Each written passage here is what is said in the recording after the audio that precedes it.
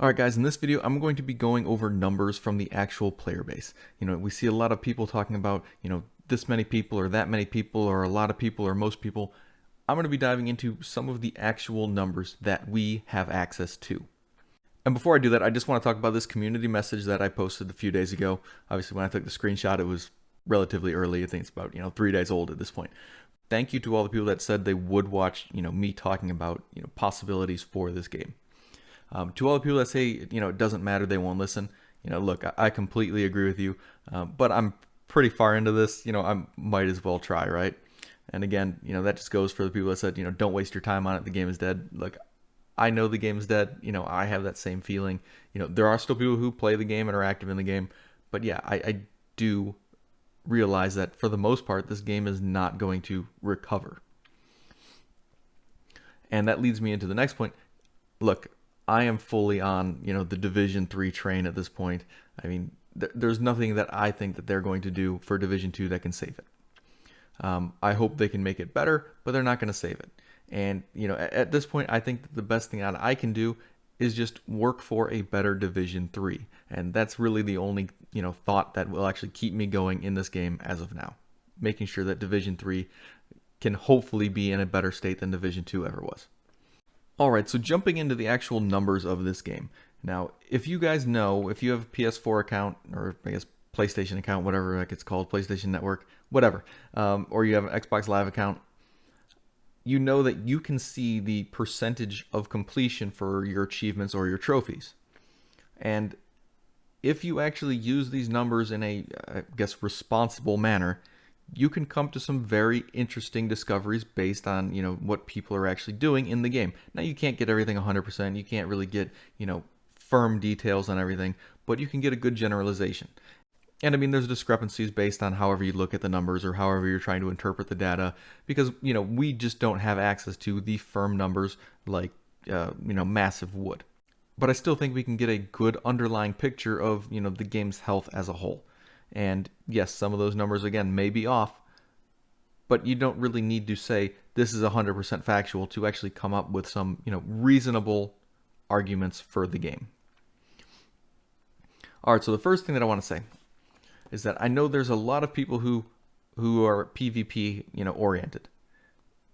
But the fact of the matter is, in Division 2, less than 3% of the community is actually a hardcore PvPer.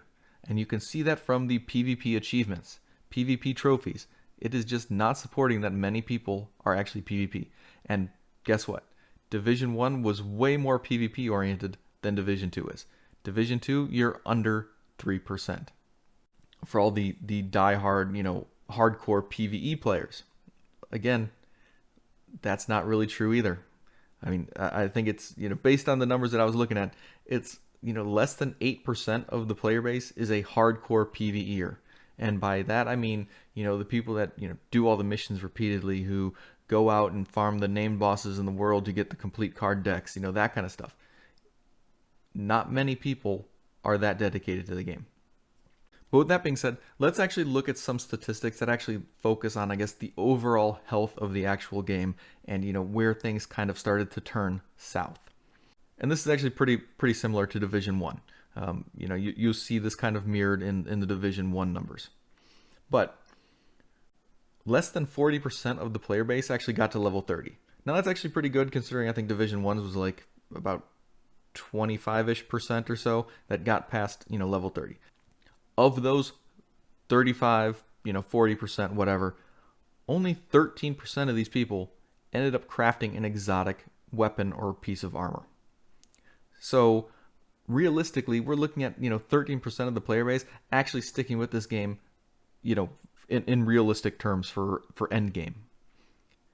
So 13% of people continued on with the end game of this game that was designed to be end game first, according to the developers, before they launched it, right? I think if you paid attention to the game, you probably remember them saying, we've got end game first. BS. Anyway. But I mean, just to support that, you only had really like 17% of the players who actually tried the special weapons. That just kind of proves, like, once you get to level 30, the whole thing is special weapons. If only 17% of the player base even really, touch them, Eek. That just goes to show you that people were pretty much just done with the game after they got to level 30. So just for a generalization. All right, you had 30% of the player base left after the first mission. 60% of the player base basically just left after level 30. So that by the time Black Tusk showed up at Tidal Basin, 80% of the players were gone. I mean, yeah, Black Tusk showed up and everyone's like, nah, I'm good. Thanks. Now, that leaves 20% of the player base. By the time DC Outskirts showed up, and that was basically the first, real DLC I guess that was the first real content they added after the raid, only 15% of the player base was left. And then once they finally got to the Pentagon, there was only 10% of the community remaining. So 90% of the players had left the game and were pretty much probably just not coming back, period. All right, then you've got, less than 9% for Coney Island. You've got less than 8% for Warlords of New York. And that's a shame because I think Warlords of New York is actually probably the best piece of content in the game. But, they've screwed it so much that players just didn't want to come back, right? I mean, I understand that. Now, the real thing here is, if you look at these achievements, you've got less than 2% actually gave a poop about the seasons. And I mean, that just seems like a huge wasted effort. I mean, we already kind of know that based on the poll I did, probably about like 2 weeks ago, asking about who actually liked the season and all that stuff. Yeah, I mean, we got the indication that seasons were trash, and this kind of proves it. I mean, even if you finished it and you didn't like it, at least you finished it, right? Most people no. I mean, less than 2%. So basically, 25% of the people that bought Warlords of New York maybe cared about the seasons. I mean, that's kind of saying something, right? And to be fair, this discussion, it can't be made in a bubble. I mean, if you look at Division 1, yeah, it had the same problems, right? It had a lot of these issues. But at the same time, Division 1 was kind of trying to find itself, right? If you played Division 1 and you came to Division 2, you more or less knew what you were going to get. A lot of people, I think, bought Division 1 thinking it was going to be something else. As we can see currently with a lot of PvP players who are like, this should be a shooter and that's it. And, unfortunately, that wasn't the idea behind the Division. It was supposed to be this MMO looter RPG. And unfortunately, that did affect Division 1 statistics. So, you have to kind of compensate for some of that. Once you start taking away a lot of the, let's try and see what this game is without ever actually looking at what the game was, you come out to basically these similar numbers for a first title in the franchise. That's either really good for Division 1 or really bad for Division 2. And another really important thing to point out while we're talking about Division 1 is that, you constantly see in the community how, they want survival back, they want underground back, they want, last stand back. And I understand the desire to play some of these modes, but we need to understand that as Division 1 fans of these things, we are in the extreme minority of the player base. If you never played Division 1, you of course obviously have no idea. If you played these modes in Division 1, you are in the extreme minority of players. I mean, if you just look at, the first DLC for Division 1, which was the Underground, a good chunk of the community got that DLC. But once you actually started diving into the Underground, players were like, no, this is dumb. And a lot of that had to do with just the bullet sponginess of 1.3, 1.4, somewhere around there. A lot of it had to do with that. It wasn't very fun for a lot of players. I didn't really mind the bullet sponginess, but in Underground it became exceptionally obvious that this is just not a good place. When you continued on to DLC 2, which was the survival expansion, it got even worse. Trust me, I know so many people love this expansion, so many people love that DLC, but guess what? The numbers just don't support it.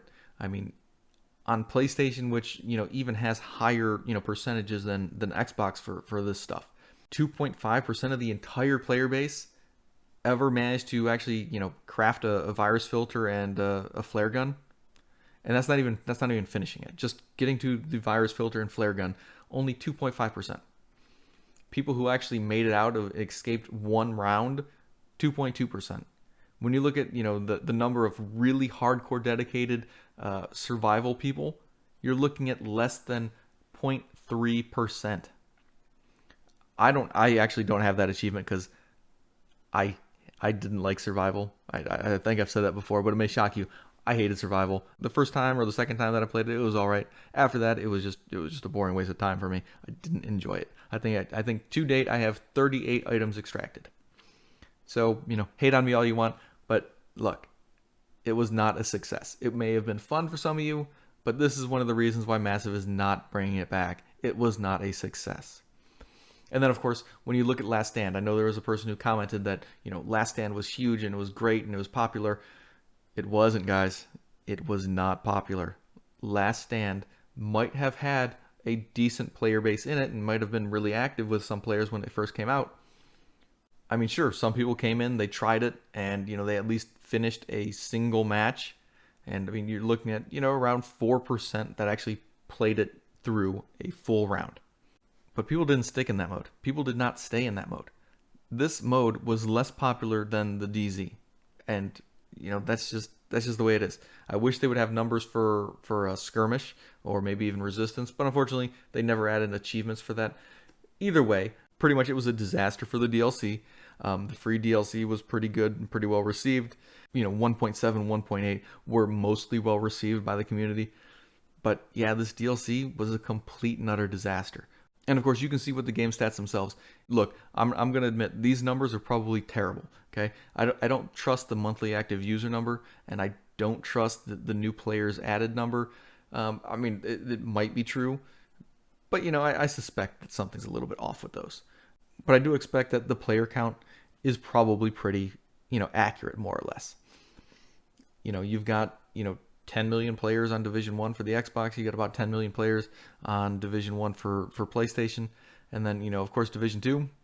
I mean, I think Division 2 barely squeaked by with their 10 million, units sold. I'm not actually sure if it was 10 million units sold or 10 million players in the game. Either way, they did not do very well. It is nowhere near the success that Division 1 was. And yes, you can argue that more players stayed in Division 2, at least through the game, versus Division 1. And it's true. A lot of players abandoned Division 1 pretty much before they even got to the base of operations. So there was a huge exodus from that game right in the very beginning, probably just because it was a new idea and people didn't know what to expect. So people just, bought it, they tried it, and they're like, oh, what is this? This isn't the game I want to play. I think that has a lot to do with the basically just vast number increase over Division 2. And of course, obviously, it's been out for 3 years longer, so of course it does. But I mean, even if you add 3 years to their new players added, you're still not going to get the same numbers that Division 1 had. And it might never actually get to these numbers that Division 1 did. I think that the key to the Division is expanding what the RPG, looter shooter, MMO, hybrid is all about. So with the series, I just want to basically focus on the things that hopefully they can do to improve the game for everyone without making it redundant or making it just, uncomfortable for a lot of the player base. But there should be reasons that every different player type wants to keep playing your game. Whether it's to get the, exclusive grind items, whether it's to just build massive amounts of build diversity, whether it's to, just plow through NPCs on lower difficulties, whatever makes them feel good to play the game. You want to include these moments for people. What you don't want to do is diminish everyone's, enjoyment of the game by making it a very basic and boring experience. And unfortunately, that is what we have now. Thank you guys for watching. I will see you in the next one.